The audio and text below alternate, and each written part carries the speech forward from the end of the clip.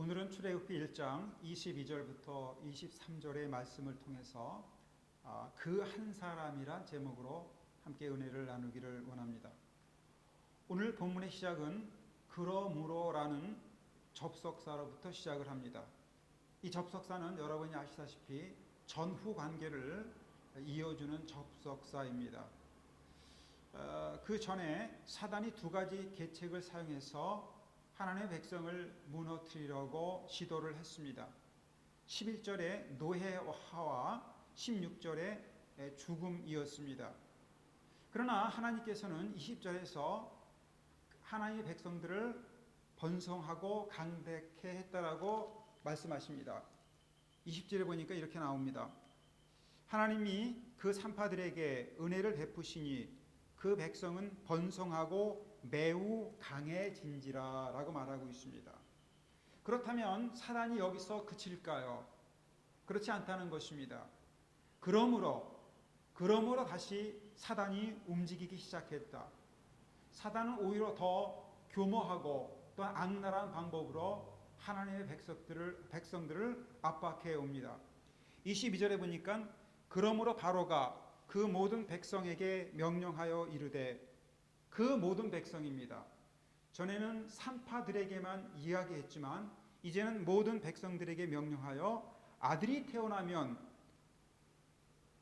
너희는 그를 나일강에 던지고 딸이어든 살려두라라고 명령을 하고 있는 것을 볼 수가 있습니다. 원래 태어나는 남자들을 죽이려고 했지만 시브라와 부하의 하나님을 향한 충성 때문에 그것이 실패를 했기에 이제 재시도를 합니다. 이미 태어난 아이까지도 철저하게 죽이려는 계획을 하고 있는 것이죠. 어떻게 합니까? 남아는 하수 강물에 던지고 여아는 그대로 살려두어라. 여기서 우리는 사단이 사용하는 두 가지의 방식을 발견할 수가 있습니다. 첫째는 남아를 죽이는 방식으로 철저하게 파괴시키는 방법입니다. 사단은 단계적으로 철저히 인생을 파괴합니다.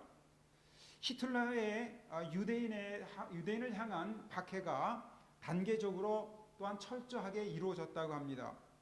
첫 번째로 유대인들이 특정한 직장을 갖지 못하게 막았고, 두 번째로 강제 노동 캠프에 그들을 보냈고, 마지막으로 아우슈비츠 수용소에 보내 600만 명을 학살했었습니다. 사단도 마찬가지입니다. 본문을 통해서 바라보게 된다면 첫 번째로 노예화를 시도하고, 두 번째로 태어나는 아이를 살해하려고 했습니다. 그것이 실패하자 이제 세 번째로 이미 태어난 아이까지 추적을 해서 살해하는 철저한 모습을 볼 수가 있습니다. 이렇듯 사단은 인간의 삶을 철저히 무력화시키고 파괴하려고 합니다. 사단이 취하는 두 번째 방법은 혼합주의적인 방식입니다. 여아들은 죽이지 말고 살려두라입니다. 자, 이유가 무엇일까요? 여자아이들은 나중에 이집트인들과 결혼을 해서 서서히 이스라엘이 사라지게 한다는 것입니다. 물론 죽이지는 않지만 이스라엘의 특징을 잃어가고 또한 이집트화해가는 것을 목표로 삼는 것입니다.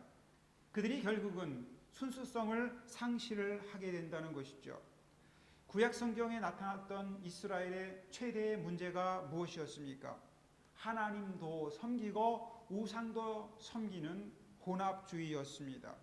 하나님도 따르다가 때로는 세상적인 기준에 의해서 이익을 또한 욕심을 채우는 그러한 일들이 이제 이스라엘의 삶 속에서 많이 나타난 것을 볼 수가 있습니다. 사단도 마찬가지입니다. 우리에게 하나님을 섬기지 말라라고 하기보다는 하나님도 섬기고 세상도 함께 섬기라고 부추기는 것입니다. 이렇게 혼합주의가 사단이 사용하는 두 번째 방법이 되는 것이지요. 이렇게 극에 달한 사단의 행동에 맞서서 하나님께서는 어떻게 대응하실까요? 오늘 본문을 보면은 한 사람을 준비하십니다. 2장 1절에 보면 이렇게 나오고 있습니다. 레위 가족 중 한 사람이 가서 레위 여자에게 장가들어 라고 말하고 있습니다. 한 사람입니다. 이 사람의 이름은 6장 20절에서 밝혀집니다. 6장 20절에 보면은 아므람인데 바로 모세의 아버지입니다. 그러나 지금은 그의 이름을 밝히지 않습니다. 중요한 것은 하나님의 말씀에 신실하게 반응하는 한 사람이 있었다는 것입니다. 바로 한 사람이 중요하다는 것이죠. 기독교 역사상 최고의 설교가 중에 한 명으로 뽑히는 인물이 찰스 스펄전 목사님입니다. 그는 영국의 메트로폴리탄 교회를 담당했는데 1866년에 4,366명이 모여들었습니다. 그때 스펄전 목사님은 이렇게 설교를 합니다. 주님을 향해 가슴이 뜨거운 사람 12명이 있다면 삭막하고 고독한 런던을 기쁨이 가득 찬 곳으로 바꿀 수 있다. 그러나 4,366명이라도 전부 미지근하면 아무것도 할 수 없다. 그래서 오늘 본문 속에서는 아므람을 소개할 때 깨어있는 한 사람, 지각 있는 무명의 성도로 소개를 하고 있는 것입니다. 그리고 그 한 사람을 통해서 한 아기를 준비하셨는데 그가 바로 이스라엘을 믿음의 길로 인도한 모세인 것을 볼 수가 있습니다. 특별히 이 모세에 대한 묘사를 우리가 살펴보아야 할 텐데 2장 2절에 보면은 그 여자가 임신하여 아들을 낳으니 그가 잘생긴 것을 보고라고 말하고 있습니다. 잘생겼다. 이것은 핸섬하다는 얘기가 아닙니다.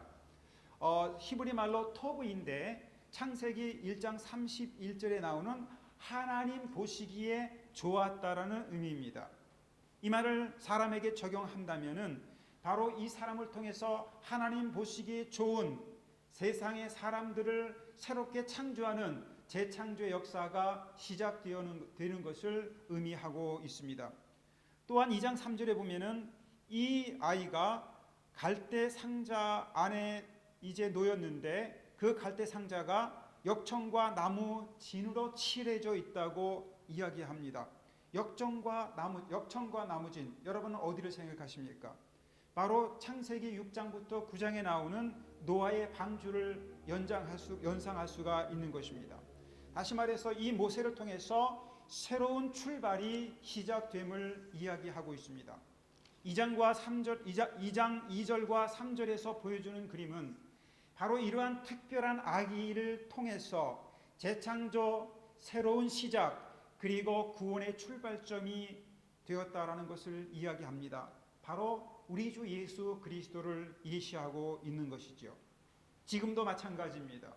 이 땅이 죽음과 노예화와 혼합주의로 만연해 있을 때에, 그리고 이 땅의 사람들이 생명력을 잃고 방황하고 있을 때에 생명과 진리와 또한 자유를 주시기 위해서 오신 바로 우리 주님이 그리스도라고 선포할 수가 있는 것입니다. 암울한 시대의 어둠 속에서도 우리는 그리스도께로부터 나오는 생명의 빛을 발견함으로 우리의 인생의 진정한 가치와 소망을 발견할 수가 있는 것입니다. 오늘 부디 바라옵기는 죽음과 파괴와 그리고 혼합주의가 만연한 세상 속에서도 생명과 또한 빛 되신 예수 그리스도를 바라보고 함께 걸어가기를 원합니다. 그리고 뿐만 아니라 우리 자신이 이 시대를 말씀 가운데서 밝히는 이 시대의 그 한 사람으로 서가기를 소망합니다.